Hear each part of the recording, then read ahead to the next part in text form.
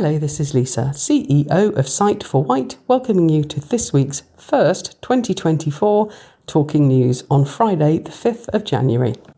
This week has seen lots of cleaning. Millbrook House is smelling a lot fresher and everywhere is looking a lot cleaner. Thank you to everybody who's joined in with this mammoth effort. I hope everybody is looking to bring down their Christmas decorations as 12th night approaches. I always think it's a little shame when the house suddenly becomes a little bit dull after all the sparkly lights have been taken down. Activities are opening up again next week with all the rotas being set this week by Susan, and a huge thank you to all the volunteers who sign up to join the rotas week in, week out. We really couldn't do it without you. Thank you. And a very happy new year to everybody. I hope that Santa brought some lovely gifts of laughs and smiles and family fun. Lisa, CEO, Sight for White. Here is this week's charity news, week commencing 5th of January 2024. All our activities resume following the Christmas and New Year break from Monday. Monday swimming at Medina is between 1:15 and 2:15 p.m. We have the whole use of the pool and the cost is £6. Transport is available if required. This is for people who want to swim lanes or just for gentle exercise in the water. Yoga is on Tuesday at Millbrook House between 1:45 and 2:45 p.m. The cost is £4 and includes refreshments. Our weekly coffee and chat resumes on Wednesday at Millbrook House between 10 a.m. and 11:30 a.m. The cost is £2, which includes coffee and cake.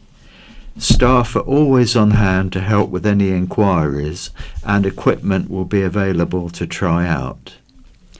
Thursday Mix and Mingle are back. This group meets between 10:30 a.m. and 2 p.m. Booking for this group is essential. We would like to thank everyone who brought tickets and donated raffle prizes for our annual raffle.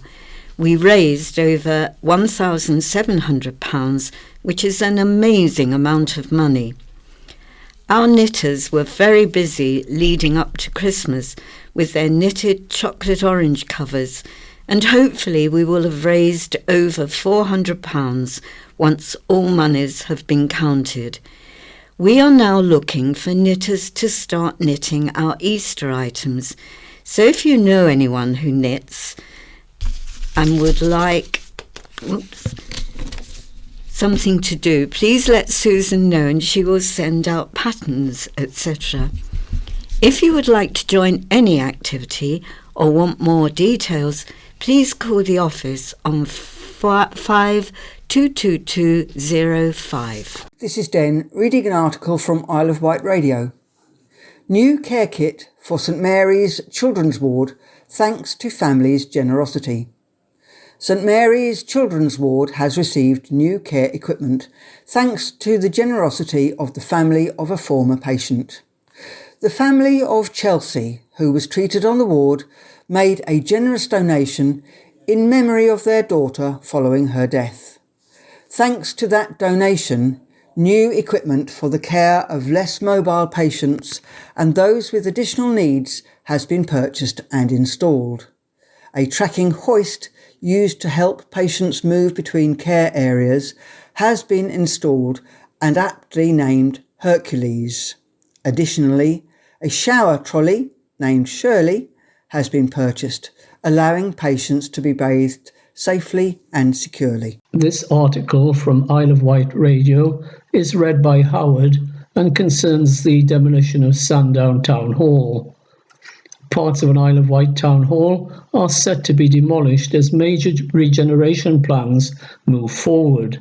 Sandown Town Hall on Grafton Street has been empty for more than 5 years, but is undergoing work to turn it into a youth centre, community hall and flats.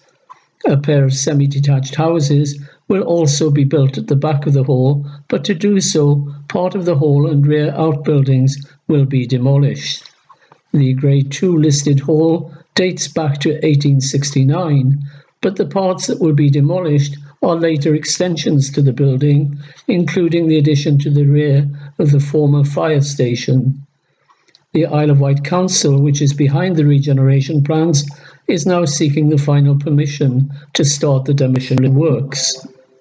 The authority was given £3.1 million from the Department for Digital, Culture, Media and Sport to restore and renovate the town hall into a new youth community programme. Facilities may include a pool table, computer station and outside area with space that can be used for education, training, sport and community events. The new programme is expected to serve more than 200 young people a week.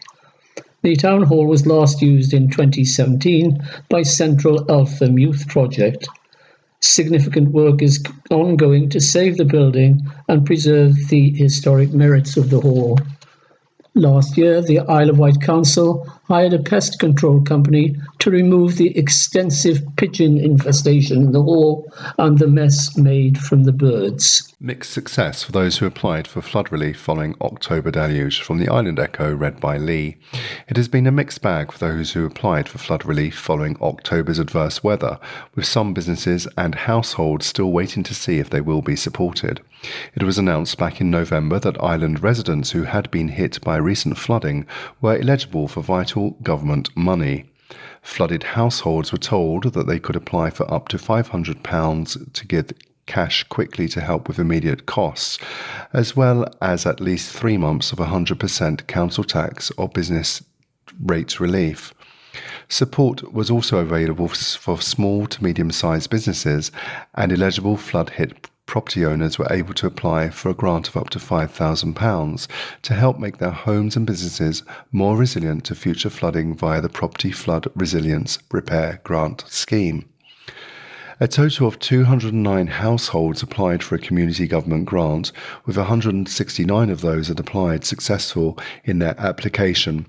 Just shy of 30, 27, were unsuccessful, with those remaining still awaiting a decision from the powers that be. The need for some applicants to give further details, such as business insurance, etc., is part of the reason for the delays.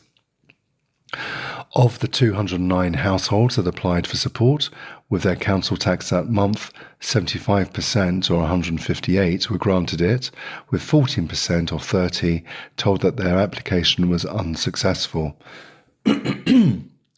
Those who applied for up to £2,500 from the Business Recovery Grant are yet to find out their fate, whilst those who applied for the 3-month Business Rate Relief Grant are also stuck waiting in limbo.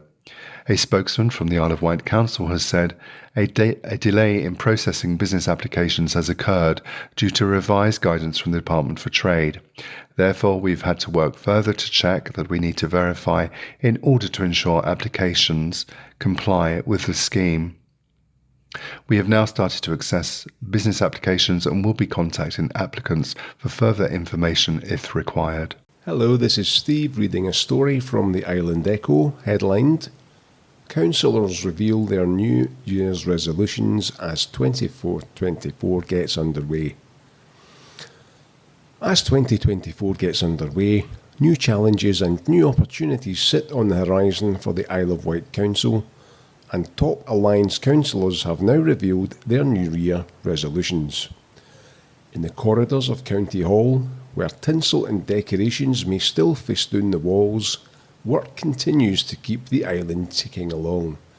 From bin collections to school places and from food hygiene inspections to yellow line proposals. But what next? The authority will face crucial decisions in 2024, including what to do with the excess number of places in island primary schools and whether that leads to closing schools. Whether to adopt the planning strategy which has been years in the making, and how to manage the financial pressures in adult and children's social care. With more to be done than ever before, and a shrinking cash pot, just what are those in charge looking to do in the year ahead? See what each Cabinet member said their New Year's resolutions were for their portfolios below. Councillor Phil Jordan, the Leader and Cabinet Member for Infrastructure, Transport and the Highways PFI, said he would reduce the number of families in temporary accommodation as early as spring and ensure families and children are not disadvantaged because of their circumstances, working towards providing more permanent homes. And to provide affordable homes on the island which are truly affordable to residents by working with a range of opportunities and providers, and to resolve the floating bridge. Councillor Jordan said, "I want to be able to announce in 2024 a new approach to delivering, sustaining and improving the floating bridge service, which should include a new vessel. I am seeking support from industry, professionals and engineering experts to bring forward outline suggestions for the service and vessel which would need to be electrically powered." Councillor Ian Stevens, the Deputy Leader and Cabinet Member for Housing and Finance, said he would continue to lobby central government for fair funding for the Isle of Wight Council in support of essential services, to pursue the Brownfield Land Release Fund, which enables the clearance of council-owned land for housing development for island affordable social housing, and to bring forward a structured, legally balanced budget which will assist in the future stability of services provided by the authority. Councillor Debbie Andre, the Cabinet Member for Adult Social Care and Public Health, said she would develop further and improve the way we communicate the range of adult social care services available to residents. By applying the principle "no wrong door," residents can easily find and get access to the right services for them at the right time through a variety of means. Also to strengthen, promote and extend early help and living well services which are already making a significant impact in maintaining independence, through targeted support delivered by community partners working with the Council.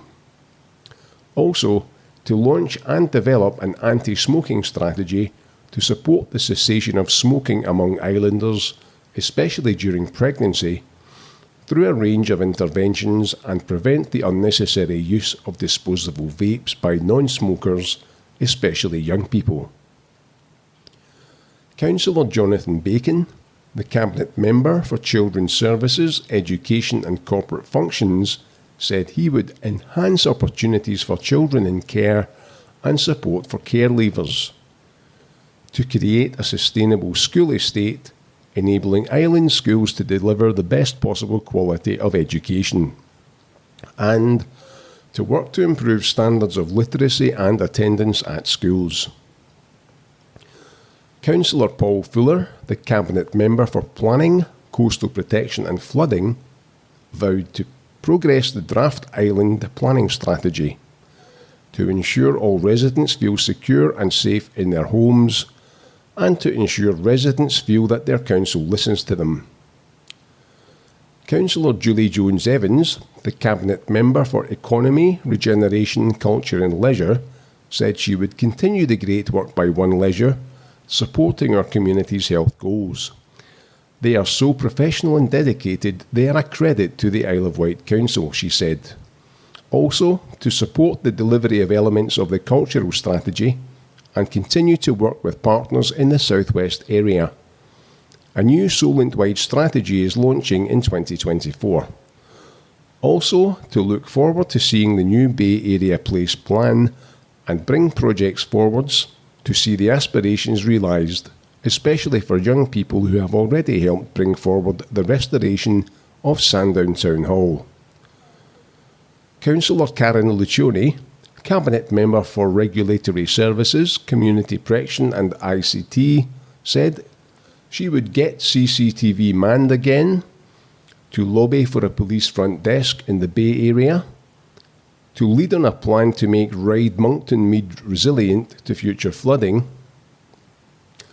And Councillor Laura P.C. Wilcox, the Cabinet Member for Climate Change, Biosphere and Waste, said she would continue to work to achieve power sustainability for the island, both in terms of our electricity infrastructures and encouraging and developing island-based sources of renewable energy, to maintain and work to increase waste recycling rates, to reduce recycle and repurpose. To develop council-wide adaptation plans to manage a changing climate that supports the well-being of our community with increasing extreme weather events, and that our economy can sustainably grow, and decision-making shows regard to the UN Sustainable Development Goals to achieve this. This is Den reading an article from Isle of Wight Radio. Islanders to receive recognition after making New Year's Honours list. Several islanders have been given reason to celebrate after being mentioned in the New Year's Honours list. Louise Walker, Head of Education, Training and Engagement for the Isle of Wight Ambulance Service, has been awarded the King's Ambulance Service Medal, the KAM, for distinguished service. Born on the island and growing up in Cowes, Louise has worked in the NHS for over 23 years.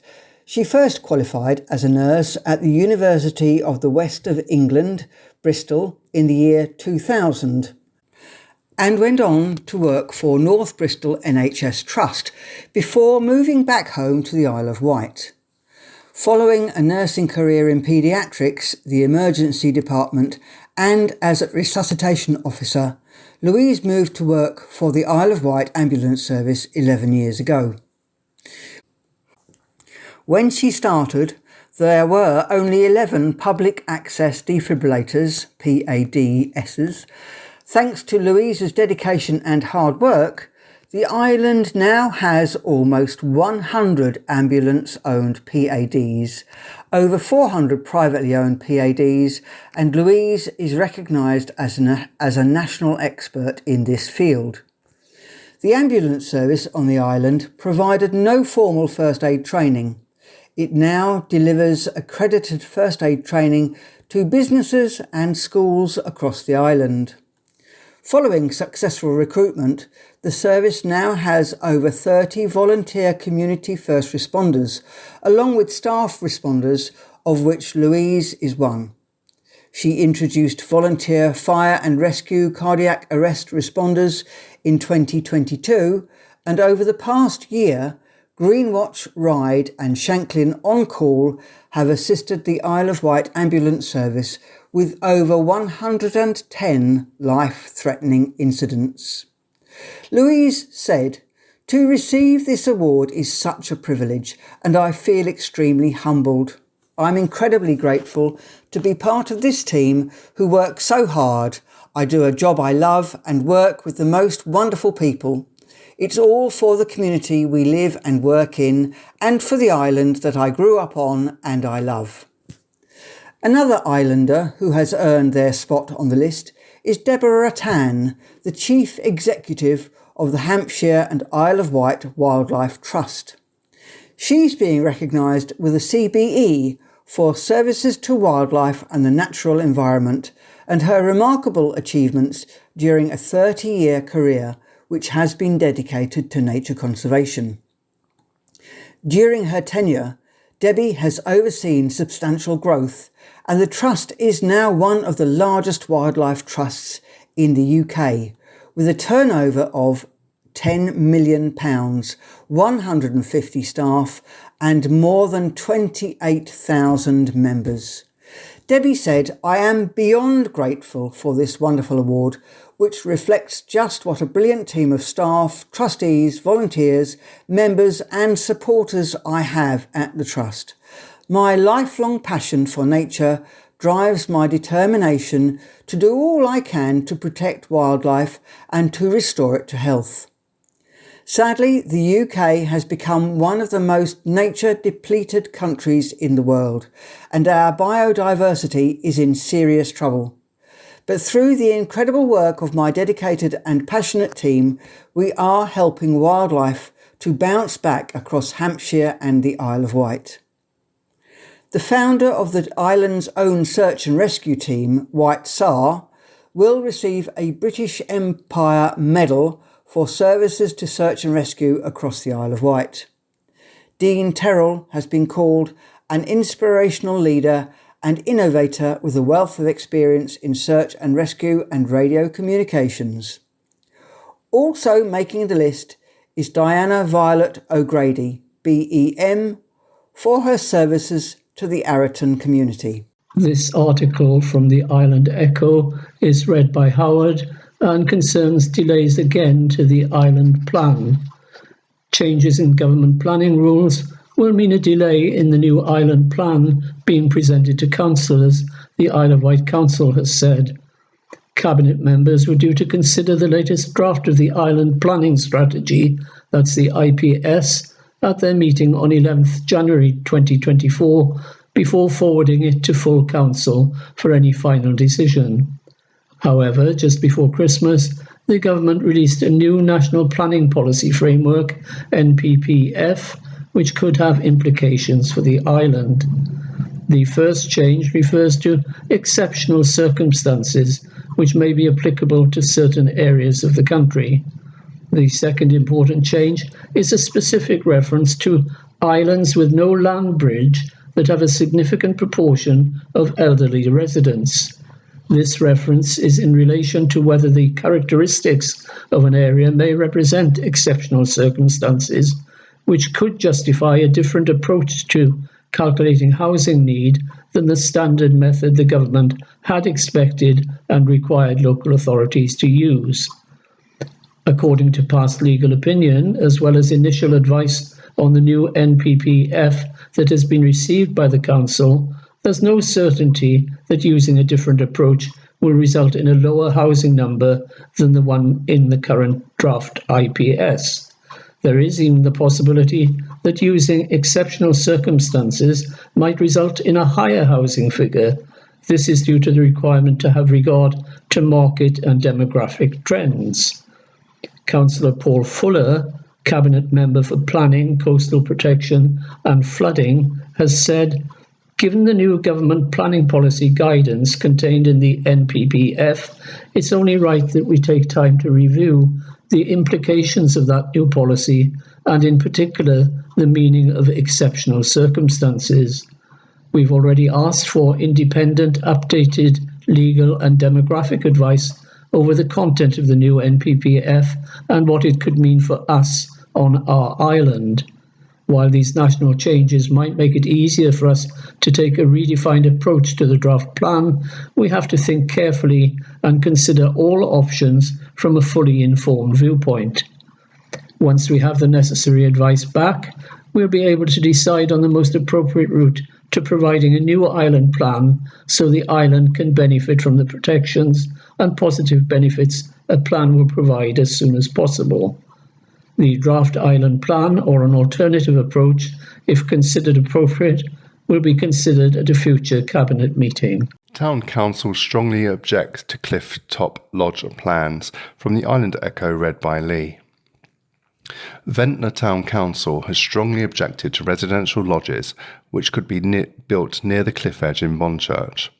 Councillors agreed on Tuesday that any developer would be crazy to take on the project, which could see 4 single-storey homes built at Riviera Park, the former Westfield Holiday Centre, near the Shore Road car park. The plans were submitted at the end of November, just days before a major landslide in the village, which has seen residents evacuated from their houses, businesses affected, and the main route from Ventnor to Shanklin shut. The proposals have been met with local outcry, with residents saying that the area of coast has had minor cliff falls within the past 2 months. Speaking on Tuesday, Councillor James Toogood joined residents saying, with the current movement in Ventnor, any engineer would be a madman to put their hat on to it, and branded the plans as ridiculous. He said, the potential ground disturbance would be phenomenal. It is too dangerous. Councillor Phil Warren, chair of the committee, determined the Town Council had serious concerns about the development and wished to strongly object based on the recent ground instability. Councillor Warren also highlighted planning documents submitted by the developers relating to the ground stability in the area were seriously outdated, as they were compiled in 2015. Speaking at the meeting, residents also raised concerns about the impact the lodges would have on the local wildlife, a lack of bin bays, and that the park was already overcrowded. One said the buildings proposed are ugly, cheap looking and out of character in the neighbourhood, and the eyesores would be seen from any coastal view in the Bondchurch area. The plans have been put forward by Bembridge Company Island Escapes, which says in documents the construction of the 4 lodges has been previously approved in part under consent from 2017. The single-storey lodges are proposed for residential use and could have 2 bedrooms, separate shower and bathrooms, and an open-plan living, dining and kitchen area. You can view the plans on the Isle of Wight Council's register. Comments can be submitted until the 17th of January. Happy New Year, everyone. This is Steve reading a story from Isle of Wight Radio, headlined Free Expert Bill Reduction Advice for Islanders Thanks to New SSEN Partnership. Scottish and Southern Electricity Networks, that's SSEN Distribution, is partnering with Yes Energy Solutions and providing free advice designed to help customers reduce their energy bills over the winter.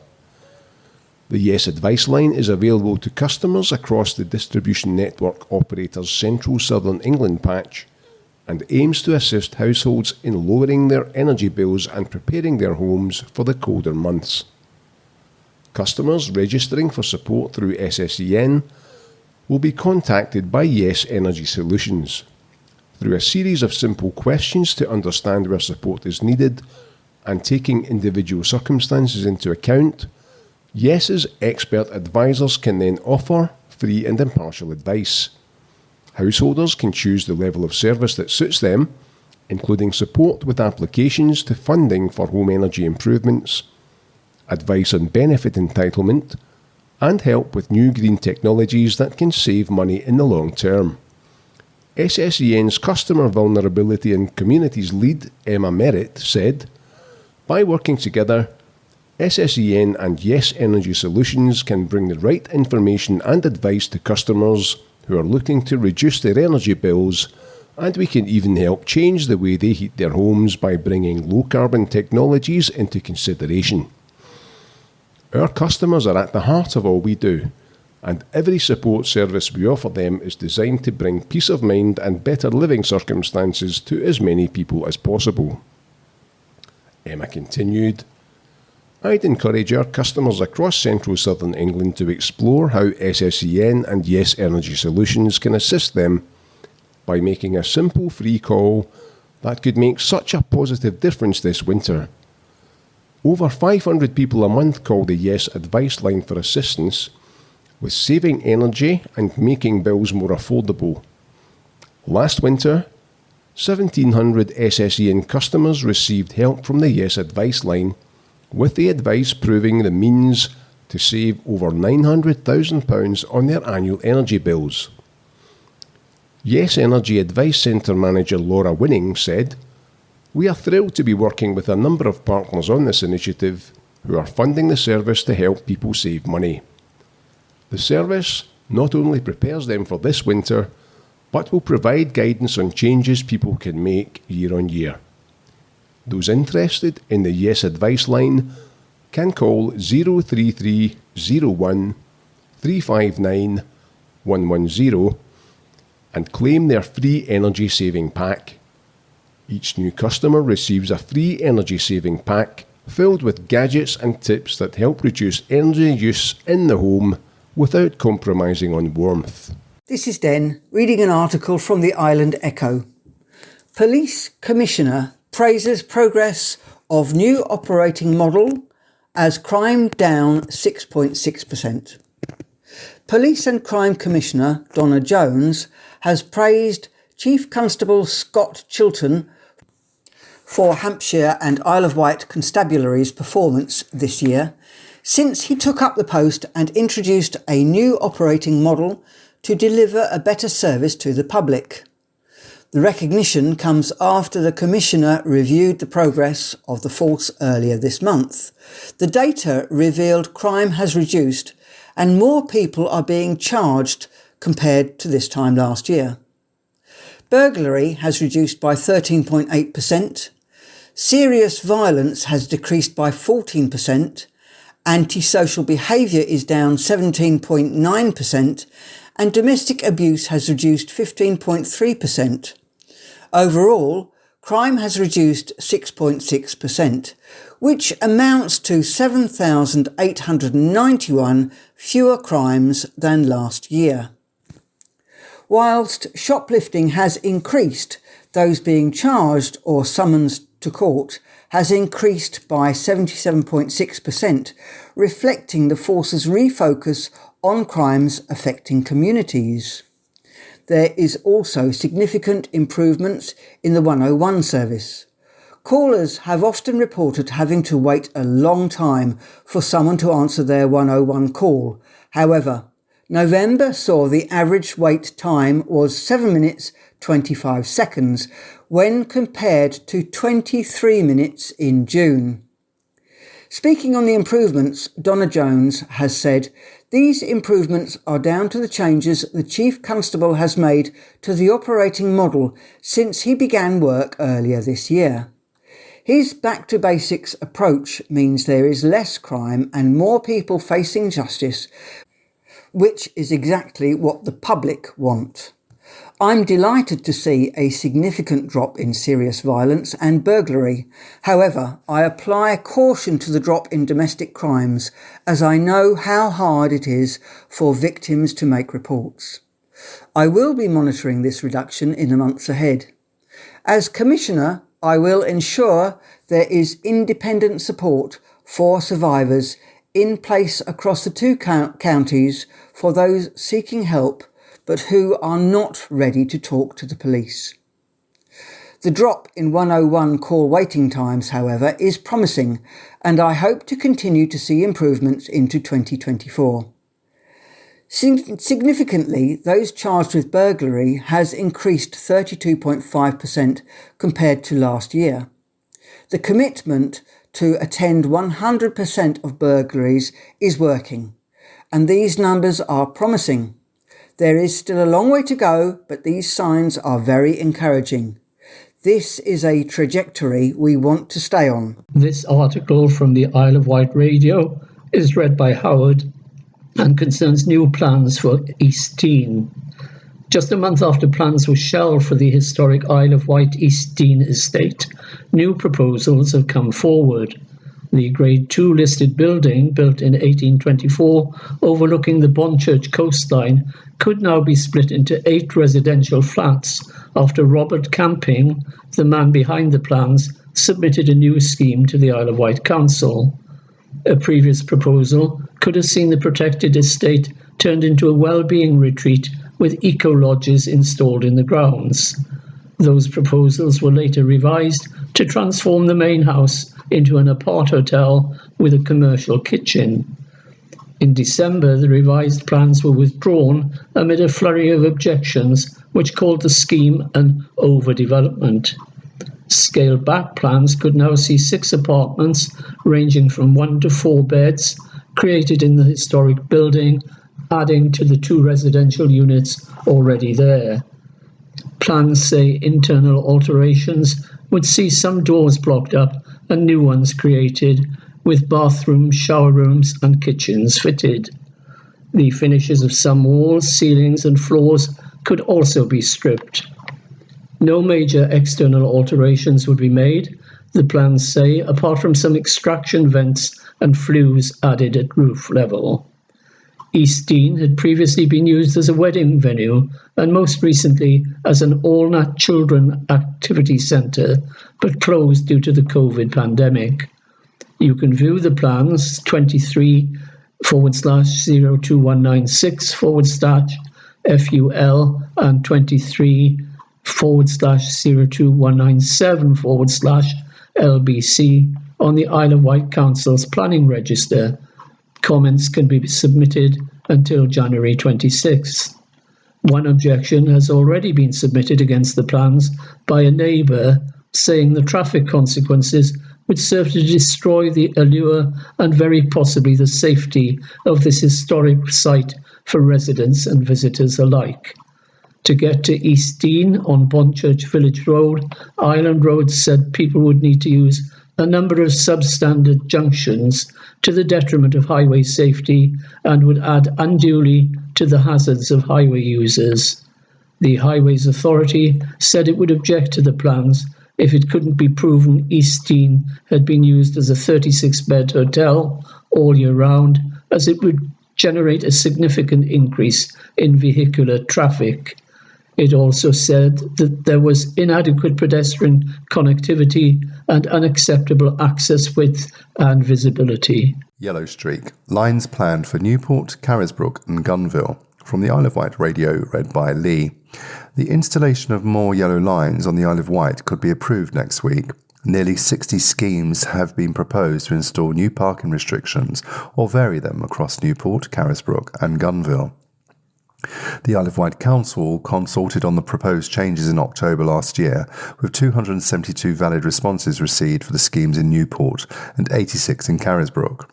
The schemes seeking approval were requested by members of the public or local councillors. Of the proposals, the majority have been supported, but 6 in Newport have received more objections than positive comments. They were Watergate Road, 7 objections to 4 supporting; Carisbrooke Road, 20 objections to 10 supporting; Laburnum Close, 5 objections to 1 supporting; Linden Road, 17 objections to 8 supporting; St James's Street, 4 objections to 2 supporting; and Recreation Ground Road, 5 objections. All of the schemes include add-in parking restrictions which residents have argued is unnecessary. One resident of Carisbrooke Road, where it is proposed no waiting restrictions could be added from Monday to Friday between 8 a.m. and 6 p.m, said it is already extremely difficult to find parking on the street, and the regulations would make it impossible during the day.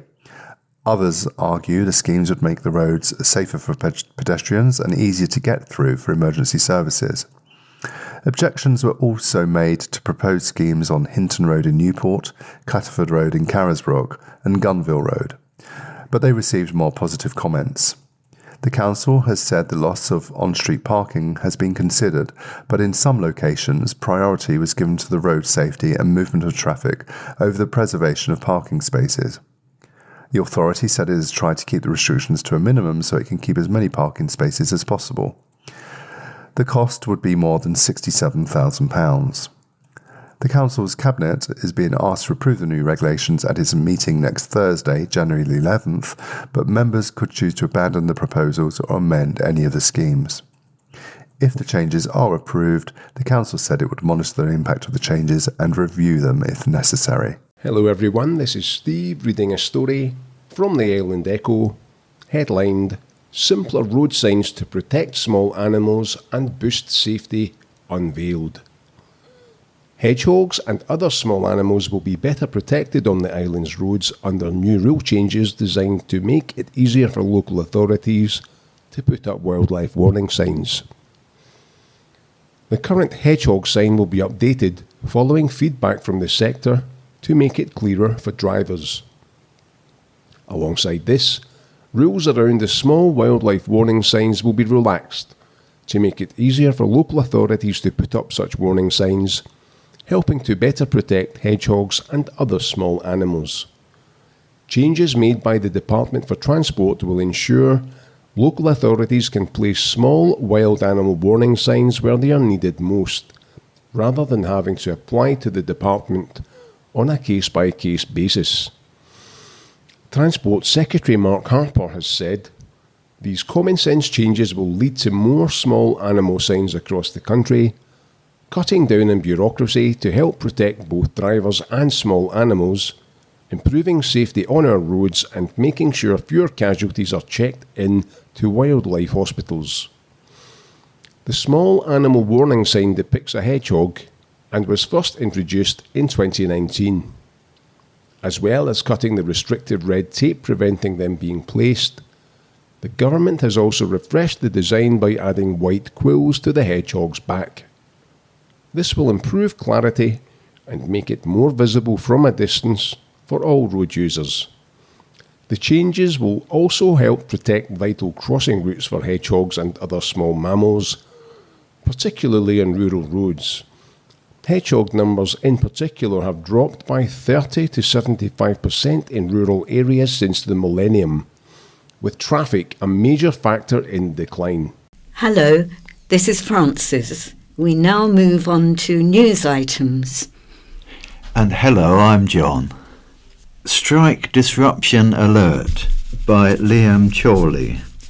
The Isle of Wight NHS Trust is facing a difficult start to 2024, with junior doctors striking since Wednesday. Trade union BMA called for NHS junior doctors in England to take strike action for 6 days, the longest period of strike action in the history of the NHS. Junior doctors make up around half of all doctors working in hospitals. They are taking industrial action until 7 a.m. on Tuesday, January the 9th. In an open message to islanders, Hampshire and Isle of Wight chief medical and nursing officers said, "Winter is always a busy time for the NHS, but with 2023 seeing health and social care under significant pressure throughout, your local NHS is asking residents to do what they can to protect services and look after themselves. Although our emergency departments are busy, patients should not put off seeking urgent or emergency care. However, patients should only call 999 or attend the emergency department if it is a medical or mental health emergency. People who attend an emergency department when it is not a medical or mental health emergency will be redirected to another, more appropriate setting to allow us to provide emergency care for those who need it. We are urging you to use NHS 111 online for urgent medical advice or to call 111 if you're unable to access the online service. You can also visit your local pharmacy, urgent treatment centre or your GP practice if you need advice or help that isn't life-threatening. If you have an appointment but haven't otherwise heard from us, please continue to attend as planned. If we need to reschedule appointments, we will contact you. We are also asking the public to help us by getting friends and relatives home when they are well enough to leave hospital. By helping transport friends and family home, you help us free up space within our hospitals more quickly. Over the past few weeks, some of our hospitals and services have already had to take serious measures to cope with the number of patients they are seeing coming forward and protect levels of patient safety. This has at times meant that patients have had to wait longer than we would like or be redirected to different services. We would like to thank our communities for their patience and our staff for their dedication and hard work throughout. New Life for Town Hall by Louise Hill. Parts of a town hall are set to be demolished as major regeneration plans move forward. Sandown Town Hall on Grafton Street has been empty for more than 5 years, but is undergoing work to turn it into a youth centre, community hall and flats. A pair of semi-detached houses will also be built at the back of the hall, but to do so, part of the hall and rear outbuildings will be demolished. The Grade 2 listed hall dates back to 1869, but the parts that will be demolished are later extensions to the building, including the addition to the rear of the former fire station. The Isle of Wight Council, which is behind the regeneration plans, is now seeking final permission to start the demolition works.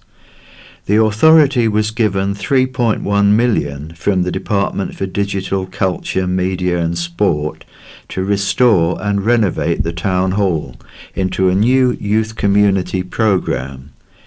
Facilities may include a pool table, computer station and outside area with space that can be used for education, training, sport and community events. The new programme is expected to serve more than 200 young people a week. The town hall was last used in 2017 by Central Eltham Youth Project. Significant work is ongoing to save the building and preserve the historical merits of the hall. Last year, the Isle of Wight Council hired a pest control company to remove the, quote, extensive, unquote, pigeon infestation in the hall and mess made from the birds. Relentless downpours and 94 miles per hour gust batter Ireland. There were dramatic scenes across the Isle of Wight this week as wind and rain battered our shores during Storm Hank. Boats toppled over, trees blew down, and several roads flooded. A waterspout was spotted off of Sea View, and there was a large cliff fall at Luckham, covering the beach with debris. According to the Met Office, of the top 5 locations for highest recorded wind speeds in the UK on Tuesday, the Isle of Wight featured twice, 94 miles per hour at the Needles and 69 miles per hour at St Catherine's Point. Gusts of up to 70 miles per hour were expected, but at the Needles, an exposed site, they exceeded 90 miles per hour on Tuesday morning. The record wind speed for the Isle of Wight is 122 miles per hour, recorded back in February 2022 during Storm Eunice. Soulmates Married 70 Years by Liam Chorley. An Isle of Wight couple are celebrating an incredible milestone, their platinum wedding anniversary. Keen gardeners and churchgoers Brian and Barbara Wilson celebrated 70 happy years together on January the 2nd. Brian, 94, was born in Sidley, Bexhill-on-Sea in Sussex, while Barbara, 95, was born in Burnham, Buckinghamshire. They both won places at Bexhill County, subsequently Grammar School, becoming head boy and head girl respectively. The pair got to know each other through scouting, both helping to run different cub packs in Bexhill. After school, Barbara studied at Reading University and pursued a career in teaching. Brian undertook his national service with the RAF for 18 months, achieving the rank of Corporal Nursing Orderly, before studying physics at Oxford University. During this time, the pair's relationship continued to develop, and they married on January 2nd, 1954. Brian started work in rubber research before taking up roles with the Atomic Energy Research Establishment, the Radiochemical Centre and the Central Electricity Generating Board, where he became Regional Secretary for the South East region. Barbara gave up teaching when she got married, but put her skills to good use running a voluntary playgroup. Brian went on to become an Anglican lay reader in the Diocese of Oxford and Portsmouth, and ultimately did this for 60 years. Barbara became chairperson of the Deanery Synod in the Oxford Diocese, and Brian was involved in various diocesan committees and the training of lay readers. They both have a strong sense of civic duty and have served as parish councillors. They also have a fondness for steam railways. Following Brian's retirement, the couple moved to the Isle of Wight in 1985 and have been freshwater residents for more than 38 years. They became life members of the Isle of Wight Steam Railway and Bus Museum, as well as school governors, Barbara at St Boniface Ventnor and Brian at Carisbrooke Primary School. Their church work continued apace while based at All Saints Church, Freshwater. Brian became closely involved in the Freshwater Horticultural Society and remains its president, and they have both won numerous cups and prizes at horticultural shows. While working for CEGB, Brian became involved with St John Ambulance, eventually becoming Director of Training. Barbara also helped out, and they both became involved in the Casualties Union. Through his work with St John Ambulance, Brian was awarded the honour of Officer of the Order of St John of Jerusalem, one of the orders of chivalry. Asked what the secret was to a long, happy marriage, they said, quote, "A large family, having very similar interests, and still loving each other after all these years," unquote. Back behind bars after shop tussle. A man released from prison on licence has been sent back behind bars after he attempted to steal over £700 worth of items from Newport supermarkets and assaulted a security guard on New Year's Day. Daniel Drake of Holyrood Street, Newport, pleaded guilty to 2 charges of theft and 1 of common assault at the Isle of Wight Magistrates Court on Tuesday. Liz Miller, prosecuting, said the 40-year-old entered Morrison's at 1:10 p.m, placing several bottles of wine and steak worth £316 into a bag before walking out of the shop. Miss Miller said a security guard followed Drake to Town Lane and attempted to retrieve the items. He resisted and a tussle ensued, which was recorded by a member of the public. You can watch the video at countypress.co.uk.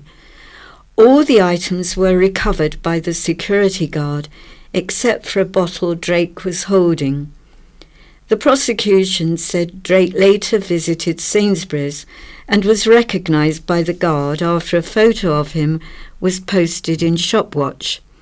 Miss Miller said Drake was seen putting bottles of alcohol and steak into his trousers under his jumper and into a bag for life, to the value of £385. Police were called and Drake told officers he had been released on licence from HMP Lewis on December the 15th, following previous shoplifting convictions. Henry Farley, defending, said his client was released with no money over Christmas, suffered a miserable 2 weeks with no food and nothing to celebrate, and was forced into his old habits. He said the security guard came up behind him and grabbed him quite a distance from the shop, startling Drake. The security guard described the incident as a little tussle, the defence said. Mr. Farley said Drake wants to give life a go on the island as a trained electrician. A list of his previous convictions was 48 pages long. Drake told magistrates, "If you're going to steal 1 bottle, I might as well steal 4 or 5. You know what I mean?" Magistrates handed Drake a 6-week prison sentence.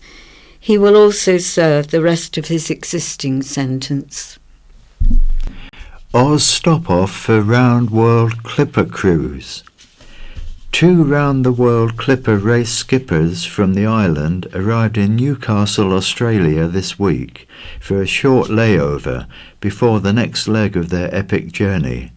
Josh Stickland, 35, and Max Rivers, 29, are among a group of sailing professionals leading amateur crews round the world. Josh and Max are each in charge of a yacht and a crew, many of who had no prior sailing experience before setting off from the Solent in September. Josh's Ha Long Bay Vietnam finished the leg in first place at about 4:30 p.m. UTC on January the 1st. His team took 13 days, 9 hours, 26 minutes and 50 seconds to sail the course.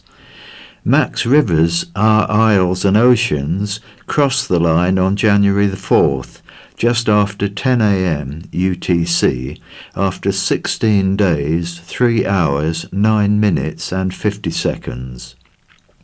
Until January the 10th, New South Wales locals are being invited to take tours of the 70-foot yachts, fresh from racing, 2,510 nautical miles around southern Australia. On points, the crew of Dare to Lead is in overall first. The teams have already passed through Spain, Uruguay and South Africa, as well as Fremantle, Australia. An alleged assault on the streets of Ryde, which left people injured and prompted staff at Wetherspoons to lock the pub's doors, is being investigated by police. Hampshire and Isle of Wight Constabulary was called to reports of 2 males armed with a screwdriver and a knife just after midnight on December the 30th. It was reported that 2 men and a woman were approached by the 2 males in the area of Union Street at 12:09. There was a brief altercation causing minor injuries, officers said. The group of 3 went inside a nearby pub to get away from the 2 males who left the area. Fears they would enter S. Fowler and Company led to door staff at the pub locking doors with customers inside. Customers were allowed to leave if they wished, but were warned about the lads outside, a spokesperson for J.D. Wetherspoons said. The doors were locked for around 20 minutes. Police have said the incident is under investigation. Fewer Red Jet crossings. Sailings on Red Funnel's Red Jet will now stop earlier after the Isle of Wight ferry firm's new timetable came into effect on Wednesday. Last year there were 5 sailings after 6:30 p.m. from Southampton. That has now reduced to 4 sailings. From Cowes, the number of late evening crossings have also gone from 5 to 4.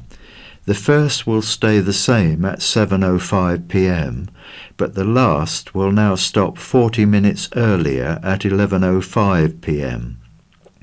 The last 4 crossings in each direction are Southampton to Cowes, departing at 6:30 p.m, 7:40 p.m, 9:05 p.m and 10:30 p.m. Cowes to Southampton, departing at 7:05 p.m, 8:15 p.m, 9:40 p.m and 11:05 p.m. Island churches to share in cash windfall. Isle of Wight churches are to get government cash. They are among nearly 5,000 across the United Kingdom to be awarded money from a £42 million conservation fund. The listed places of worship grants support the protection of religious buildings, and on the Isle of Wight the biggest grant is for Newport Minster. The Church of St Thomas, which is undergoing renovation, occupies a prominent position in St Thomas's Square and receives more than £70,000. Other large grants are for All Saints Church in Newchurch, which will be given just over £8,000, and the Church of St James in Ryde, which has been awarded just under £5,900. There is just over £2,900 for Bembridge's Holy Trinity Church, while Shalfleet's St Michael the Archangels will be given over £2,400. St Thomas of Canterbury Roman Catholic Church on Pyle Street in Newport will receive just over £2,350, and in Sandown, Carter Street's Church of St John will be given just under £2,000. Other recipients are churches in Yarmouth, Ventnor, Shanklin and Mottiston. Big rise in skipping school for holidays. Over 630 more penalty notices were issued to Isle of Wight parents who withdrew their children from school to go on holiday in the 2022-23 academic year, new figures show. Department for Education data reveals the Isle of Wight Council handed out 1,426 penalties to parents and guardians for the persistent absence of a child in 2022-23. 99% of them, that's 1,413, were issued due to students being taken out of school for holidays, up 634 compared to the previous year. However, the number of fines is lower than in the 2018-19, when 1,804 penalty notices were issued for unauthorised holidays. Fines are handed out if a child frequently misses school. It costs either £60 if paid within 21 days of receipt, or £120 thereafter. If not paid in 4 weeks, the local authority must either prosecute or withdraw the notice. The National Association of Head Teachers said the fines are too blunt and are becoming ineffective. Across England, nearly 399,000 fines were issued in 2022-23, which showed a 20% jump from pre-pandemic figures. About 356,000, 89%, were for unauthorised holidays, as families looked to book cheaper vacations outside school term times. Since 2016-17, the figures have more than trebled. We now move to Wight memories and nostalgia. H-bomb veterans look back. Veterans from the island have shared their incredible, unique experiences of the part they played in Britain's nuclear weapons test programme of the late 1950s. But only recently did the government recognise their pivotal role in history with the commission and award of the Nuclear Test Medal. Of the 22,000 service personnel who took part in the nuclear tests, less than 1,500 have survived. Several islanders took part in months of nuclear bomb testing between 1957 and 58. But Ron Bostwick and Bob Newcombe, both aged 86 and who hail from London, are still around to tell the tale of their incredible posting to the Pacific atoll of Christmas Island. Amid the Cold War, Britain carried out 9 detonations under the name Operation Grapple to demonstrate its nuclear capability to the world, particularly the Soviet Union. With the programme shrouded in secrecy, Ron and Bob, like other service personnel, were unaware of the political significance of their work and were given very little prior warning before deployment. Ron, of Spring Hill, Ventnor, was a sapper in the Royal Engineers. An electrician, Bob served during 3 H-bomb tests, but slept through the first one, he joked. He flew out to Christmas Island via Honolulu in 1957 and returned to Liverpool by ship via the Panama Canal. The airbursts were carried out over the sea. Of one particular detonation, Ron said, "When it came to 0 day, we all had to face away when it went off. It was very loud and you could feel the shockwave. The earth shuddered. Even with your eyes covered, you could see the flash. Those stood in front of you appeared as skeletons. You could see right through them. We counted to 5 before we uncovered our eyes, then looked at what happened. It was devastating to look at it, to see the mushroom cloud grow. It gave me a sense of what it was like when the bombs were dropped on Japan." One of his most interesting experiences during the test was being within 6 feet of one of the H-bombs, and an unexpected meeting with Sir William Penny, the nuclear physicist who famously led Britain's development of the atomic bomb. I watched the bomb being loaded onto a Valiant bomber. It weighed 3 tons and just a little bigger than an oil drum, continues Ron. The night before it was dropped, Sir William surprisingly turned up. He walked around the aircraft and asked if I was all right. Then off he went. He didn't want to be there for it. I was told he was frightened his blood would boil. On receiving his medal, he added, "I feel proud of being part of the programme. It's an achievement I'm glad to get recognition for." Bob, of Newnham Road, Binstead, did his national service on board aircraft carrier HMS Warrior as an engineer mechanic and stoker early in 1957.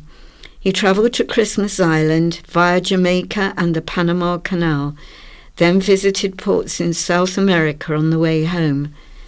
The role of Warrior was to transport servicemen to Christmas Island and to control and monitor the tests.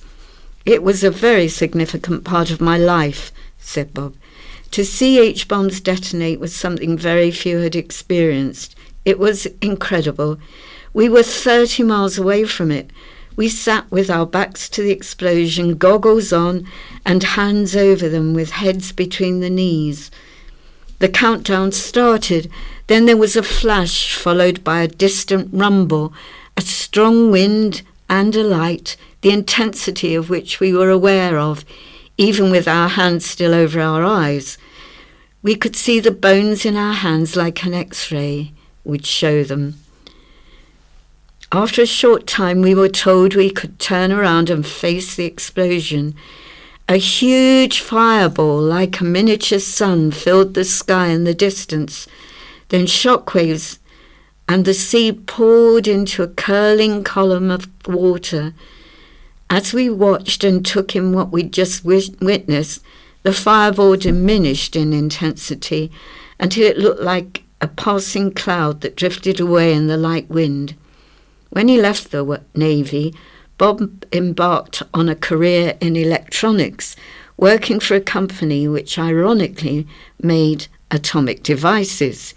He moved to the island in 1964, joining Decca Radar, now BAE Systems, as an engineer, where he spent 32 years. Bob concludes, "I'm pleased to have the medal, recognition of the time we spent doing something essential. I feel proud of my part in history." Isle of Wight's days gone by. In 1923, islanders were being served national news in the form of telegrams. On Saturday, January the 6th, the county press reported on the previous day, the Premier and other members of the British delegation to the Paris Peace Conference had arrived at Victoria Station shortly after 7:30 p.m. The Premier told newspaper representatives he had nothing whatever to say beyond what he had said in Paris. He drove straight to Downing Street. Meanwhile, in God's Hill, the new year was ushered in by a peal from the bells at the parish church, and the rainfall, as taken last year, 1922, at the Daffodil Valley Farm, was 36.72 inches.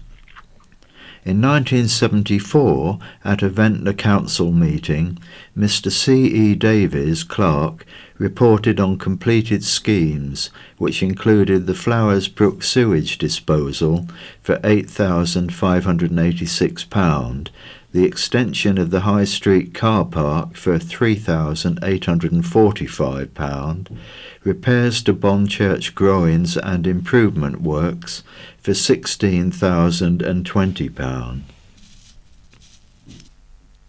My View by Josh Barry. Top shows to look forward to in 2024. The decorations are down, the kids are back to school, and you're left thinking, did Christmas really happen? But as we break open the fresh fizz of 2024, Here on the island there's so much fantastic entertainment to cast away our New Year's blues. Star of Channel 4's SAS Who Dares Wins, Jason Fox, brings his conversational tour to Shanklin Theatre on February the 3rd, recounting his experiences of being an elite operator in the Special Forces. As a disabled person, I can't begin to imagine what it's like to be under fire from an approaching unpredictable enemy, or being that physically capable, and it's something that truly fascinates me, so I'll be sure to purchase a ticket. Just 3 weeks later, on February the 25th, I shall be returning to Shanklin Theatre for David Suchet, Poirot and More, as one of the icons of British television drama takes to the stage to celebrate his remarkable career. In the era where anyone can become a star, there remains a certain charm to Suchet's work, which has a level of universality that has become extremely rare. Having been running my podcast Beyond the Title for over 8 years, I've been fortunate to interview many actors, some of whom have struggled to differentiate their true identity from the characters who they portray. For this group, the idea of sitting on a stage for an hour as themselves speaking about their life and career would be enough to freeze them to the spot. Yet Suchet's style and grace makes him the perfect candidate to conquer this kind of one-man show. If music is more your thing, then Medina Theatre has some top-quality tribute shows. The outstanding Katie Marken reprises her role as Grammy Award-winning musical superstar Adele on Friday, February the 2nd. For me, these shows are the perfect night out if you want a good sing-along and to come home with a smile on your face. As a disabled spectator, the wheelchair area at Medina Theatre would benefit greatly from modernising, especially finding a way of viewing shows in another way than through a piece of perspex, or feeling like I'm segregated from the buzz of the audience. If you don't wish to brave the elements, there are entertainment opportunities open without you even leaving your home.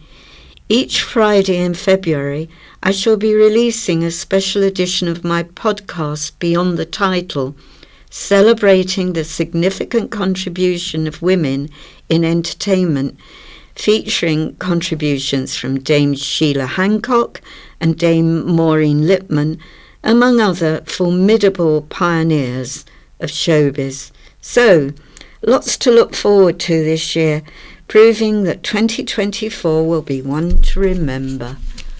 Public information items. Increase in garden waste fee. The cost of the Isle of Wight Council's Green Garden Waste Collection Service will rise today, Friday. The decision was made in the days before Christmas to increase the price of the discretionary service from £96 to £102 a year. The fee will rise 6.25% to cover inflationary costs related to replacement bins, staff pay and overtime, uniforms and fuel.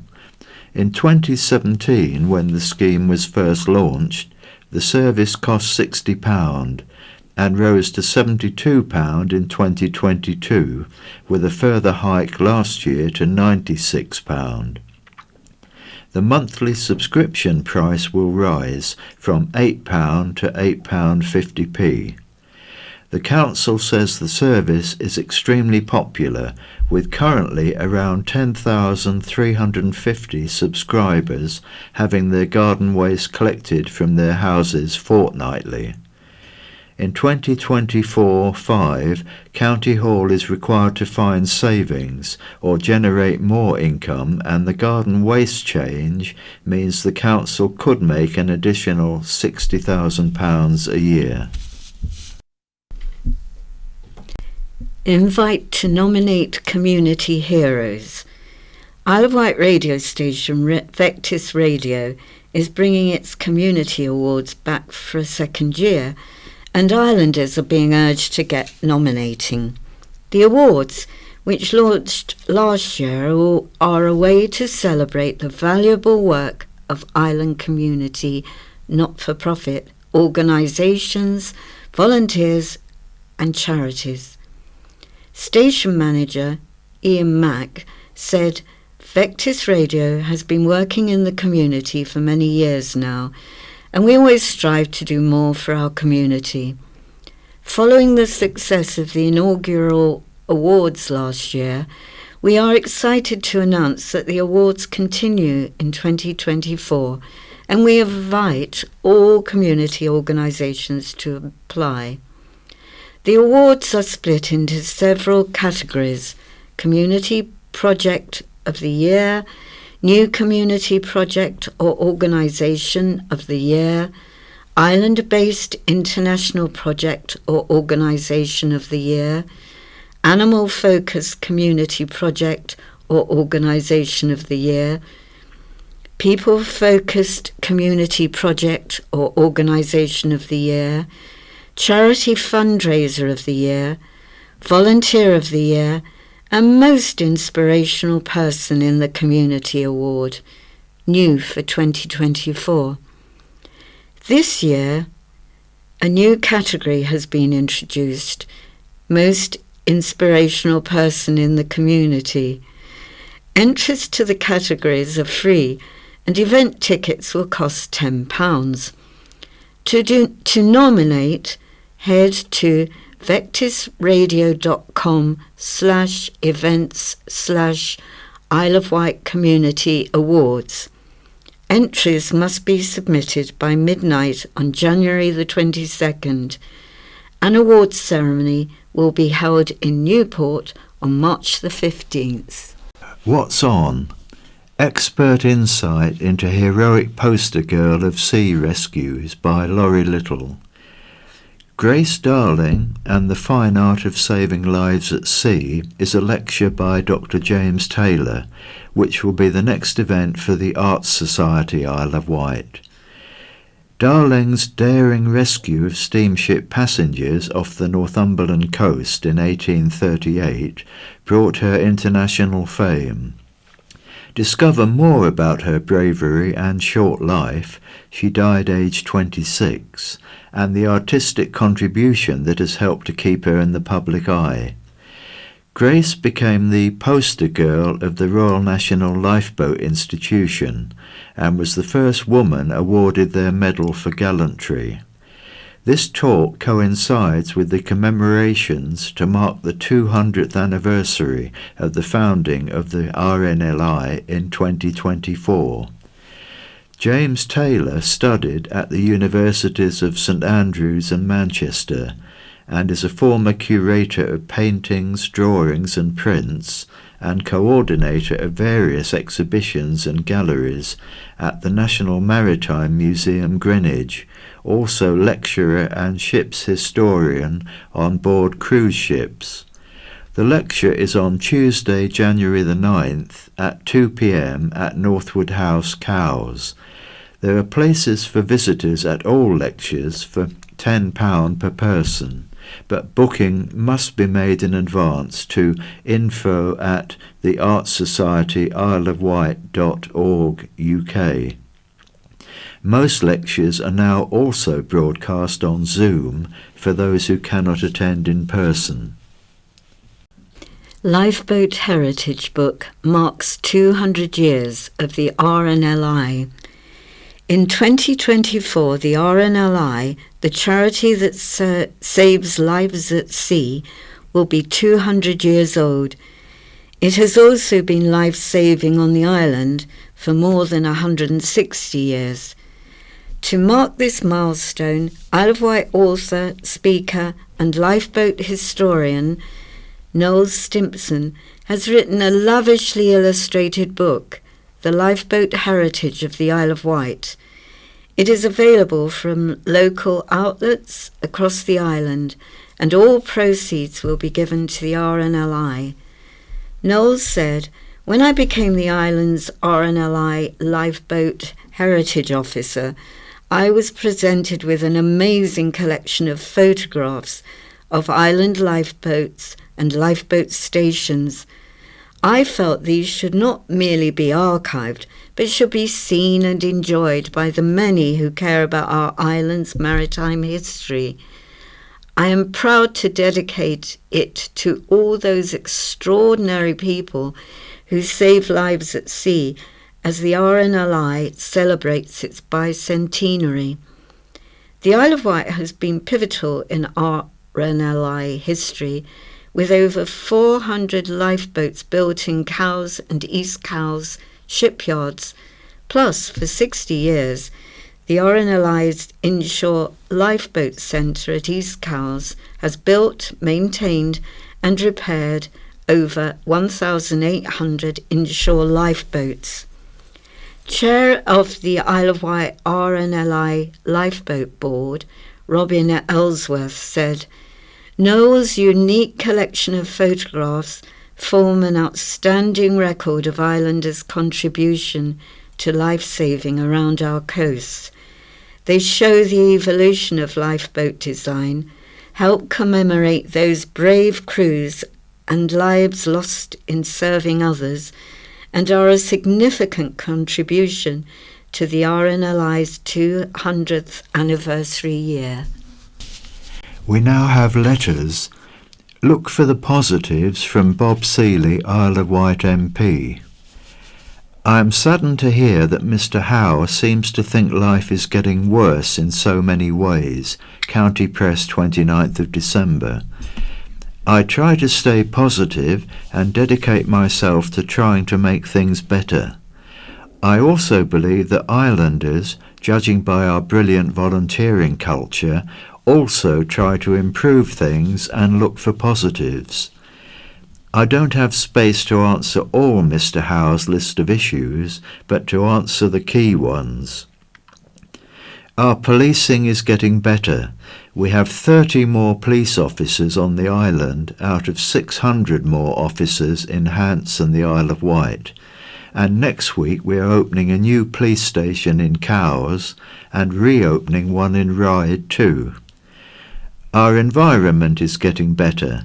The European Union took the last Labour government to court over how dirty our rivers were.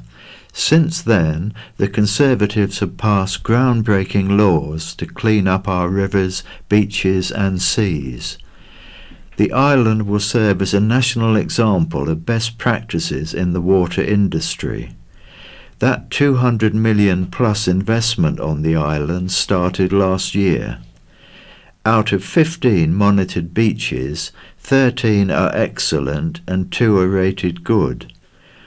On housing, the changes I've won from this Conservative government mean the island can now plan for its own circumstances, set our own housing targets and build for islanders. That means more protection for our environment. Labour and Liberals would reverse that important victory.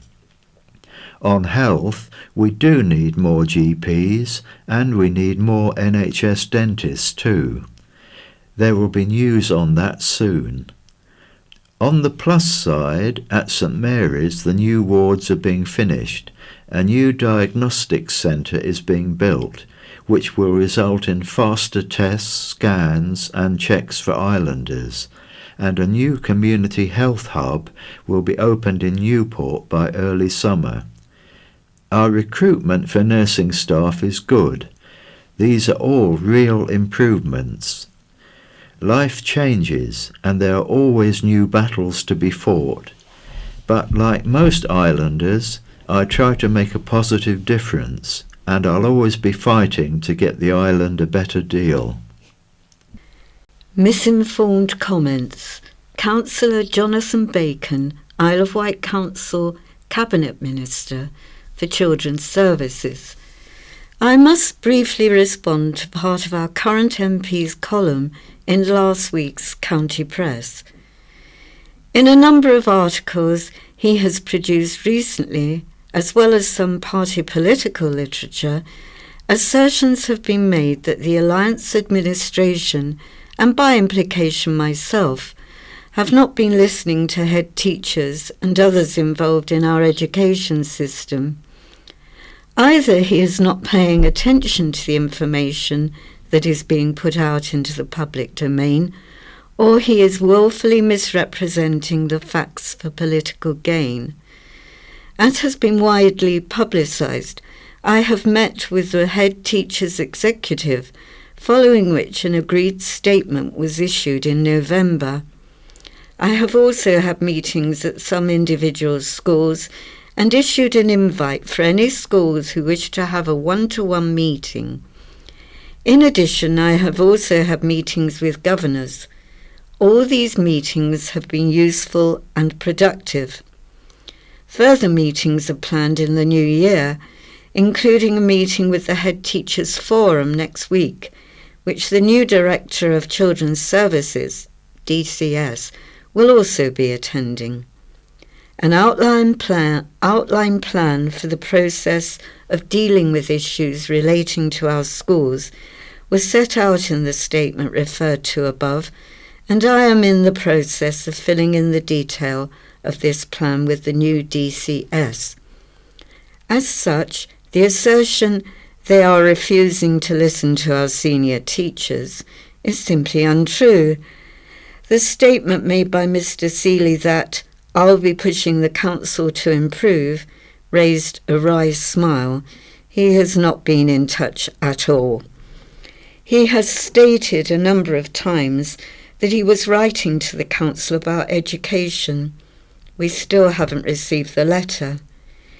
He brought the Education Secretary to the island in October, but no contact was made with the council, and the visit seems to have been used purely for political purposes. Other assertions about arranging meetings to challenge the council are also incorrect. A formal officer meeting did take place, but it was nothing to do with the MP or his alleged requests. The Alliance administration will be working to improve our education system in the coming year. If the MP wishes to be part of that effort, he is welcome. However, at the moment, he just seems to be happy to sit on the sidelines and throw out the occasional misinformed comment to try to support his forthcoming election campaign. Car park worse than the hospital procedure, from Tim Leal of Ryde. I earlier had the misfortune to use the car park at St Mary's Hospital. Actually, my partner was driving as I had surgery 2 weeks ago and am unable to drive. Firstly, at 9:45 a.m, the car park was already full, with the usual snake of cars circling the lanes, with the off-chance lottery of a space opening up in front just before you reach the spot. This is immensely frustrating and adds 10 to 20 minutes to the parking time just waiting for a space. Upon finishing my appointment, my partner had to ensure I was strapped into the car before she could go and pay the exit fee. This caused minor confusion, as some of the now lost souls, slowly losing the will to live in their own endless nightmare of circling the car park, thought we were imminently about to depart, and for a moment the merry-go-round of cars was suspended, as people now numbed by this experience gawped in forlorn hope that they may finally have respite from this circular hell. This was made worse by the torrential rain, which meant nobody could quite see properly through the murk. Meanwhile, my partner had gone off to pay for the exit, an exercise I thought would take around 2 minutes. 20 minutes later she still hadn't returned, and I thought someone had finally snapped and knocked people down in an effort to escape the nightmare. Upon undoing my seat belt, a not insignificant task, as I have just been discharged after a total shoulder replacement surgery, I ventured outside into the pouring rain, only to see my partner returning. It appears of the 2 machines in the car park that can take payments, only one was marked as operational. There was a long queue and people were struggling to make payments. Someone tried to use the help point telephone next to the machines, only to be told there was no help available. Bear in mind there is no cover, it is raining heavily and people are ill, unsteady on their feet, elderly and having difficulty with using these strange machines and generally fed up. My partner finally made it to the machine only to have it consume the money she put in it without any acknowledgement.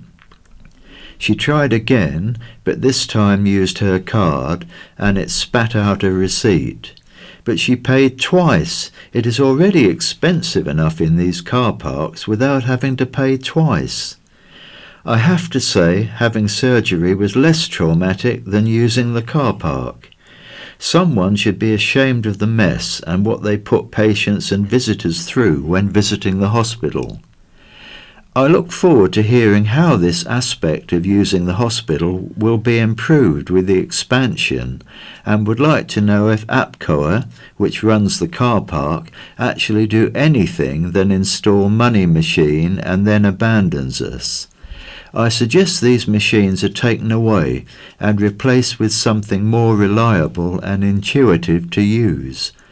I also suggest more spaces are made available.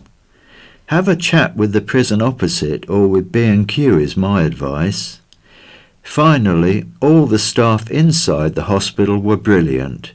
The doctors and nurses are second to none and, as always, took their time with me, made sure everything was done correctly and performed above expectation.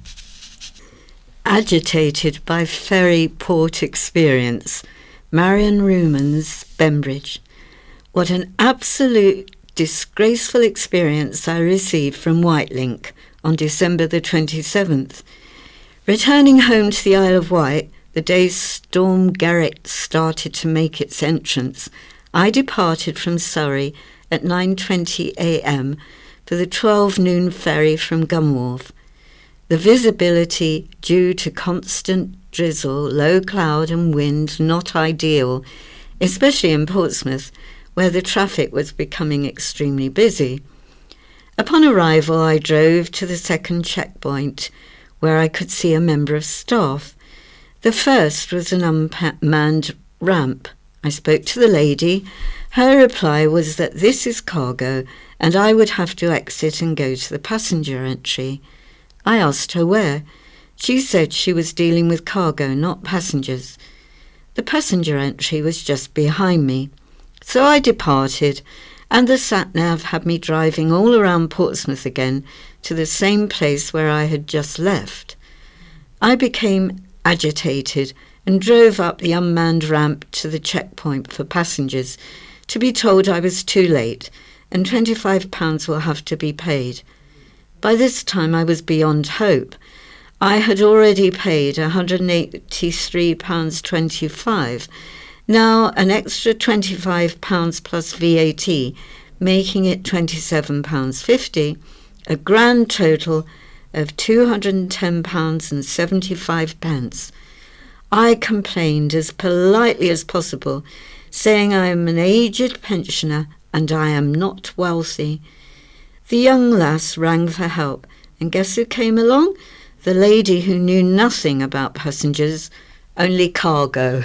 What about Leonard from Anthony Barton of Newport?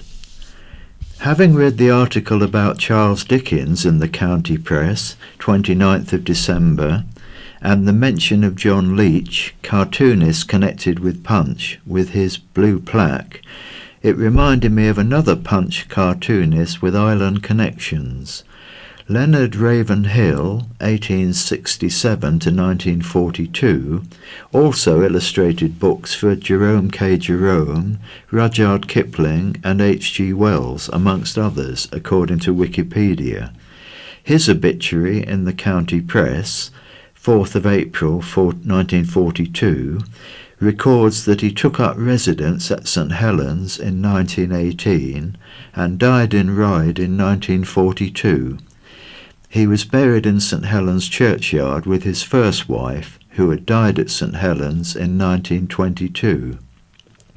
Their grave is marked by an unusual memorial.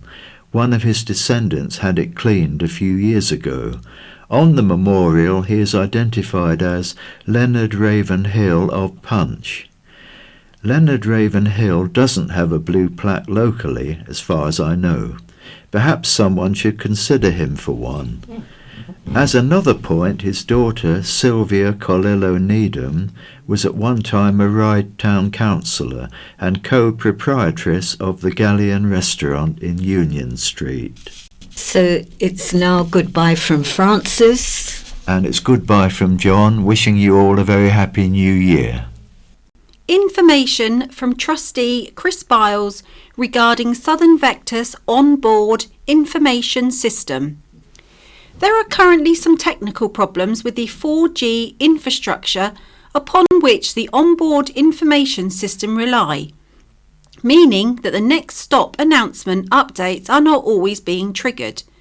This would explain, by way of an example, why a couple of buses I travelled on yesterday were calling out some of the stops on their assigned routes, but by no means all. Quite clearly, this situation could create major problems for people travelling, even on relatively familiar routes, where the omission of a next stop announcement might result in a desired stop being missed. The driver in question said that the current glitch could take a week or two to be fully rectified, so suggests any visually impaired passengers who rely on next stop information as a means of orientation might consider asking the driver when boarding to call out their desired stop, as they should be aware of the current technical glitches which are currently compromising the effectiveness of this system. Due to ongoing roadworks in Wootton, specifically affecting the Station Road area, all number 9 services which run via Butterfly World and Staplers are currently diverting via the Fairley route on weekdays, but not, it would seem, during weekends, when the Staplers route becomes available. This state of affairs will remain until Friday the 19th of January, after which all number 9 services will revert to their normal route plans. Finally, the next meeting of the Isle of Wight Bus and Rail Users Group convenes on Saturday the 13th of January in the main hall at Newport Methodist Church. This is one of the twice-yearly gatherings which are open to the general public as well as group members, at which representatives from the Council, Southern Vectus and Island Line will give updates on operational matters of likely interest.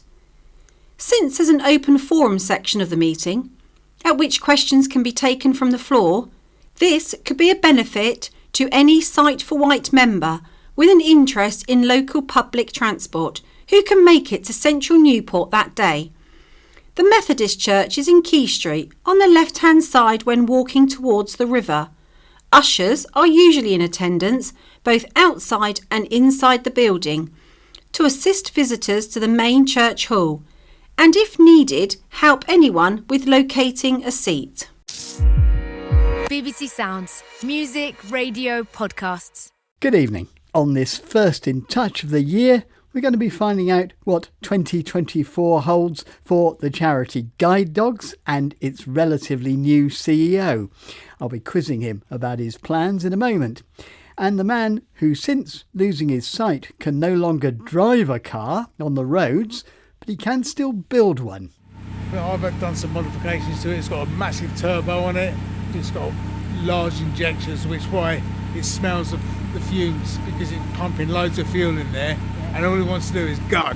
More about how and why he did it later. But first, Andrew Lennox took over as CEO of the Guide Dogs for the Blind Association in September. We thought we'd give him a little time to get his feet under the table before putting some of the issues you often raise with us to him.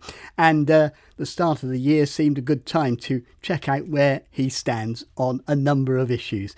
Andrew Lennox, welcome to the programme. Thank you very much, Peter, for having me, and Happy New Year to you and to all the listeners. Well, and to the association. You're a business leader. You spent the last 20 years or so working in health-related companies, including running a private hospital and being CEO of a project involving supported living and residential care for people with learning disabilities. I wonder what attracted you to this job, which in some ways has connections, but is also very different.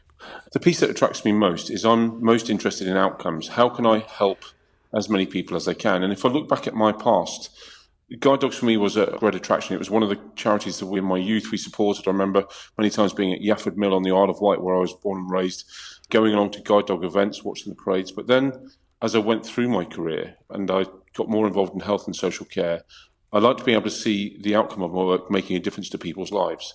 So you'll be able to come into the Guide Dogs world and support people with a visual impairment. I can see the outcome of the work that I'm doing. I can see those partnerships that we create every day. I can see the support that we give to the various groups of children, young people, the adults. All those outcome pieces that are most important to me are present here in Guide Dogs. But no mention in your CV of blind or partially sighted people or indeed dogs. No, but I'm actually on my own visual impairment journey. I actually have a diagnosis of double glaucoma. I got it when I was 34 and I've just turned 50 now. So for me, there's a personal element to it as well as the element of outcomes and the people piece that is also important in the work that I do. Right. Can I start then with asking you a couple of the issues which crop up most often in our inbox? Top of the list is waiting lists, waiting times for guide dogs, particularly for replacement dogs. What are your plans for dealing with that and bringing down those waiting lists, often running into 2 years or more, which we know cause a lot of distress and difficulty to our listeners in maintaining independent lives? Yes, and first of all, I just want to assure all your listeners that this is an issue that is very present across my desk and those of the senior team and everyone within the organisation, really. So as we look at the last recent years, obviously post-pandemic, the number of dogs we are able to introduce into training dropped quite significantly, causing the big spike in the waiting times. The great news is in 2023, we are back up to the breeding levels that we saw back in 2017, 18, 19, so those 1,400 puppies per annum. So whilst those dogs will take time to grow and mature and become the guide dogs, the building blocks are already in place now to be able to resolve that waiting time. Now, that doesn't, I understand, necessarily help someone who's on the waiting list today, but it's just that assurance that those building blocks have been put in place. The trainers required to be able to train that number of guide dogs again is in place. Do you have a target for the end of this year, for example? It's very difficult to actually state a time when we're going to see the list coming back down. So all I can say is that we will start seeing the list coming down in 2024. At the moment, the average wait time is 16 months. And we hope to improve on that. For me, the important thing is not speeding it through, but is to have what I would call sticky partnerships for the future, having those quality partnerships rather than rushing dogs and people on the ready to train list through the process. But you would acknowledge that, 16 months, and there are some who waited a good deal longer than that, but yes. 16 months is still, well over a year, which is far too long to have to wait if you've already got a dog or had a dog. I would completely agree with that. It's far too long and it is not what we want in any way, shape, form. Mm-hmm. So I hope that in time we will see the list and the time that people wait coming back down significantly. Now, another thing which crops up a lot is that there's been a move away in recent years from the idea of providing and training guide dogs as the organisation's core activity, main activity. The feeling some guide dog owners have that involvement in other areas, rehab, working with children, that's meant guide dogs spreading itself too thin. That's what they would say. What do you feel about that? Provision of guide dog partnerships remains the absolute core of what we do and the essence of what we do.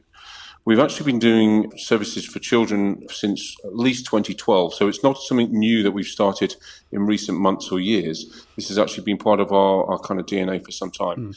And the support that we give to adults is something that actually goes alongside the guide dog service. So as people are on the ready to train list, they are supported by the habilitation specialists. So those pieces that people might point to us and say a dilution are actually, I think, part of our core offering where we're trying to support people from cradle to grave, as it were, through all aspects of their life. But this still uses your resources. I mean, I see from your accounts that your spending on child services, it was around 10 million, rehab and other adult services, nearly 10 million. But your title is still Guide Dogs. You know, I mean, quite apart from owners, surely most people who donate money think they're contributing to a guide dog for a blind person, whereas in fact they're contributing to quite a lot of other things. Yeah, I can understand how people looking at our accounts might get that impression. Many of our services that we provide for rehabilitation and habilitation services, so children's services and adult services, are actually funded through local authorities. So the actual impact on the donor pound, as it were, is not what you might think by just looking through our accounts. We actually have a number of contracts to support and actually help fund those services. So it's not quite as clear-cut as the accounts might suggest. But it's still costing you money, isn't it? It is costing us money, but I would also say that the work that we're doing with our dogs, we're not taking any money away from those services at all. These are being done through additional support that we've got for those services. Right. On the issue of the things that you do and the range, again, the feeling is if you have a number of organisations all looking at the same broad areas, you know, you've got the RNIB, you've got the Pocklington Trust, you've got yourselves, there are one or two others doing a lot of things. Some people say it would make more sense for the number of organisations to come down, maybe even amalgamations, which has been discussed in the past, rather than duplicating or triplicating or even quadrupling efforts. As a CEO, taking the broad view, how do you react to that idea? It's certainly an interesting one, but actually I'd love to draw people's attention to the Vision Impairments Charity Sector Partnership, which actually involves all those organisations you just mentioned, where we get together on a regular basis to make sure we don't do exactly as you described, that we don't get in each other's way. Now, that partnership has already produced some amazing outcomes. Announcements on buses came from the work collectively that we all did together to get the legislation changed to do that.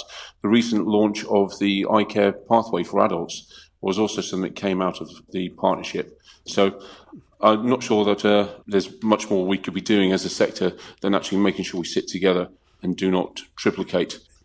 Any other plans that you specifically have or changes you'd like to see implemented by the end of this year? This is your moment really to give us your vision of what you want to do.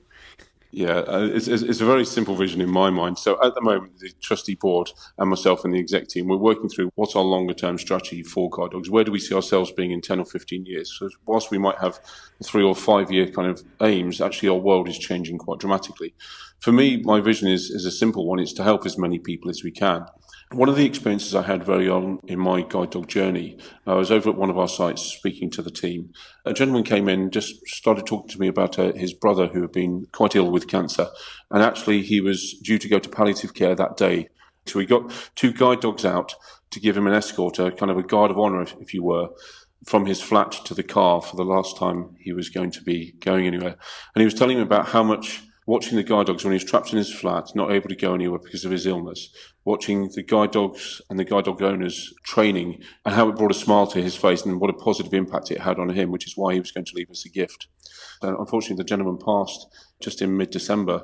But I have in my mind now what I call my Ian test. That was the name of the gentleman in question. And when I'm spending money with guide dogs now, I have to ask myself, could I look Ian in the eye and say that I was spending his money wisely and well? Because behind every single pound that gets donated, there is this story, and respecting that donor pound and what we do with it is a hugely important thing to me. As an organisation, we're looking at how we can partner with technology to improve that guide dog owner and technology interface to really help as we go forward into the future. How can we really enhance that to use technology to better position a guide dog owner to be able to get the most out of their dog, and also to get out into the communities and live the life that they choose to live. We're working already partnering with some of the largest tech companies. Obviously, I'm sure I can't name them on Radio 4, but be assured that we're looking to make sure that we're not just planning for today or tomorrow, but we're looking at a longer horizon so that we can continue to be here and be relevant to the visually impaired community for many years to come. Well, a happy new year to you, Andrew Lennox. Thank you very much. Now, a question we often ask on this programme, how best to come to terms with unexpected sight loss. Things that you could once do very easily can suddenly seem nigh on impossible, and plans that you'd made may have to change. But does it necessarily have to mean the end of a lifelong ambition? Well, not for Roger Sharp, it didn't. Roger had always planned to rebuild a classic car, and he wasn't going to let the small matter of losing his sight stand in his way. Well, he's now done it. So we sent our reporter Fern Lulham along to his home in West Sussex, where he lives with his partner Debbie, to find out more about his sight loss experience and, of course, how he built a classic Ford Escort. No, don't worry, I'm not trying my hand at race car driving. Not today, anyway. Instead, I've come to meet Roger Sharp, a man fuelled by his passion for cars. 1986, the engine. Wow. The car is 1973.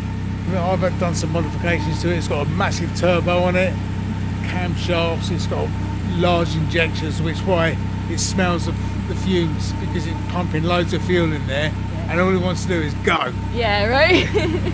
As well as admiring Roger's roaring race car, we also sat down for a cup of tea and a chat about how life had played out for him. My life before the hospital site always involved me doing something, making something, building something. My dad got me a little job in a garage when I was about 14. Went to college and done City and Guilds in motor vehicle repairs. So I then ended up going to America and becoming a diving instructor. Then I decided, actually, I need to get myself a decent salary. So I decided, actually, I like the building. I'm interested in building, doing stuff and making stuff and constructing stuff. I always had a long time target of retiring when I was 50 years old. And that was what I set out to do from a child. But I never, ever thought that at the age of 47, I'd lose my eyesight. I've got those tools up there and I feel my way around them. Roughly know what sizes I want to get and how it feels in my fingers, and work out which I need. It's all doable. Alright, so that's my screwdrivers. It's over 35 years of tools in here. In 2011 it very first started, and I was putting a new ceiling up in the bedroom. There was some old dust which came down from the void above the ceiling, and I got it in my eyes. A few days went by and my eyes started feeling a bit cloudy. I just thought, I would go, it'll be all right, I'll be all right. And then slowly over time it sort of, it got a bit worse. I was worried that if I went to a hospital, they would say to me, Mr. Sharp, you can't drive no more. And I'm thinking, I can't have that. Eventually I did go to the hospital, and then I saw a doctor. He said to me, I need to go for this procedure where they stuck a needle through the bottom of my eye. Eventually I lost my sight in my right eye, but I still had the sight in my left eye. And then by the end of November the 22nd in 2016, I was here one Sunday morning with the dog. The lights went out and they never came back on. Fortunately, with that car, it's all been sort of hand tools and stuff like that. We haven't used a lot of power tools on it, apart from a drill and stuff. It's all been nuts and bolts and all that kind of gear. I lost my eyesight completely. That Sunday, I went back to a hospital. They sat me in and they said, well, we think we've done what we can for you, and that's it. And I thought, what do you mean you've done what you can for me? I can't see. I'm 47 years old, and I'm now left in this position. Between Debs, a friend of mine, and his partner, they got me an appointment in the Queen Square in London, which is a brain hospital, with a guy called Gordon Plant.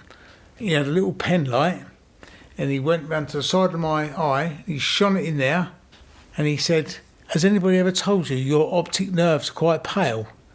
And I said, no. He said, well, they are. And I thought, brilliant. He's going to give me a pill, and it's all going to be fine in a couple of days. Lovely, thank God for that. He said, it's not quite that simple, Mr. Sharp. He said, if your optic nerves get starved of oxygenated blood for 10 minutes, he goes, there's normally problems. About a week later, he phoned me up. Right, he said, we've got to the bottom of what's going on. You've had a TIA, a mini stroke. I said, you what? He said, lots of people have strokes, they don't even know they've had them.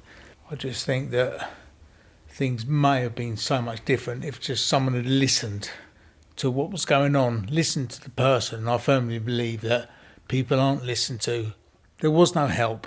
I needed help. I asked for help and there was no help. And that is the most upsetting thing about it all. Inside the boat, the fuel tank in it's all polished aluminium.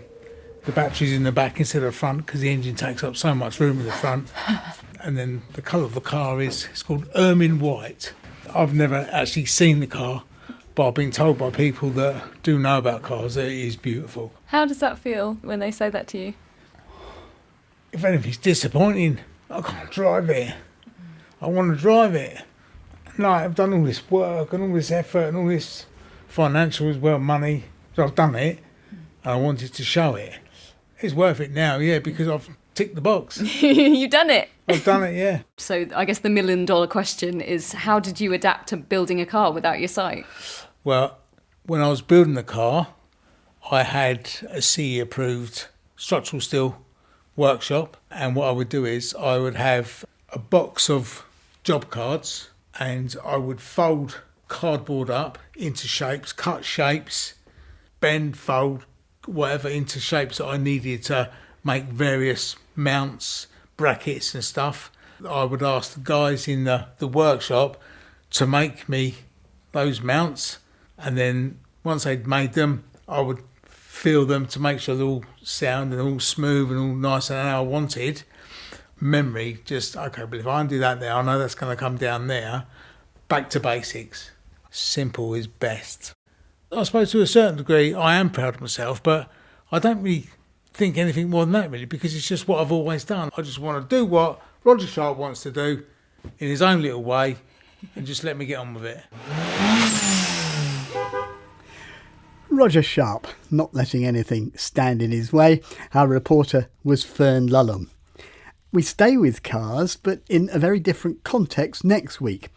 As In Touch enters its 64th year, oh yes, really, some subjects just don't go away. And one is the extreme irritant to many visually impaired people, cars parked on pavements. Despite bitter complaints and some local bylaws, more often ignored than observed, the problem doesn't go away, but it seems some changes are afoot, especially in Scotland. We want to hear your experiences of navigating your way around cars. You can email In Touch at bbc.co.uk, leave voice messages on 0161 836 1338 and find our website on bbc.co.uk/in touch. From me, Peter White, producer Beth Hemmings, goodbye. Scaffolding and Skips News, week commencing 5th of January 2024. Newport area, Key House, Key Street, 7 High Street, 36 Caesars Road. Ryde area, Nationwide, 3 St Thomas's Square, Cross Street. Overbank, Upper Green Road, St Helens, 4C, Spencer Road, and 2 St Thomas's Square. Cowes area, White Stuff, 12 to 13 High Street, Ale House, Shooters Hill. Cowes area Skips, 24 Thetis Road, Cowes. East Cowes area, the Barracks, Guardhouse, Albany Road. Ventnor area, Cliffview, Hamborough Road, 2 East Street. Shanklin area, 73 Regent Street. Freshwater area, Blackbridge House, Blackbridge Road.